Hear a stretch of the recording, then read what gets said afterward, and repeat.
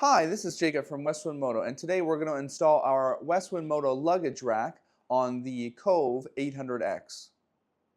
Okay, so to start off, we have removed the OEM rear luggage rack here with the 4 bolts, here, and here.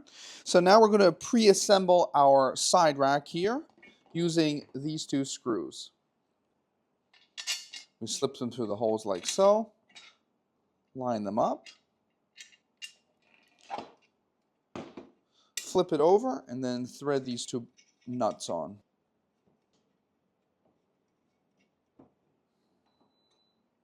So after we've got these 2 screws and bolts tightened here, we repeat the same process on the other side. Now, before we can install the side racks, we need to remove these 2 rear footrests via these 4 screws here, here, and here. All right, now we're ready to mount our side rack here. So we're going to take this spacer here, slip it into this hole here on the back, and then first we're going to line up these 2 holes here.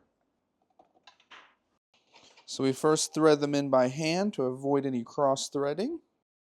Okay, now we're going to remount our rear footrest. So to do that, we take these 2 original OEM screws here. First slip them through the holes, and then we're going to press with this side rack here in the middle. We're going to press it against the frame.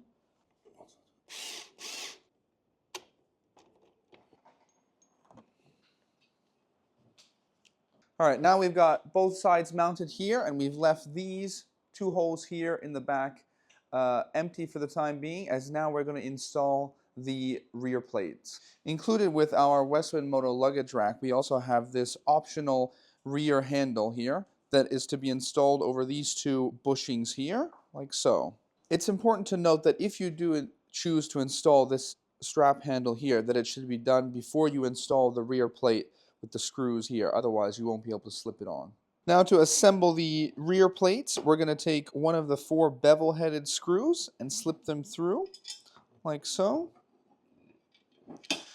And then on the other side, we're going to thread on a nut. Now that we have our rear rack assembled, like this, we're going to take and line up these 2 holes here with these here on the bike. And then we're going to slip in our longest screws through one side. First tighten it by hand, as always, to avoid cross-threading. And then later, we'll tighten it with a wrench.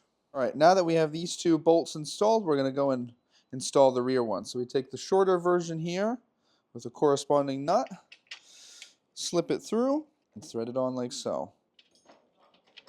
Now we're going to take one of the 2 included rear mounting pins and install them in these 2 rearmost holes. So to do that, we remove the nut and black metal washer, slip it through the rearmost hole, first slip on our washer, and then thread on the nut.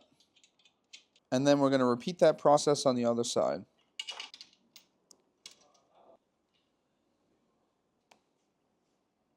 Now that we have everything installed and all the screws, all the bolts tightened, it's time for us to put our seat back on. So it's important to note when we do that we should lift this handle up so that it doesn't interfere with the rear locking mechanism here.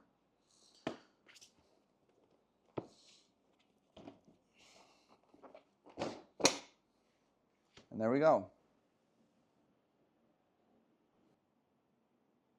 Thanks for watching, and be sure to leave a comment if you have any questions or concerns.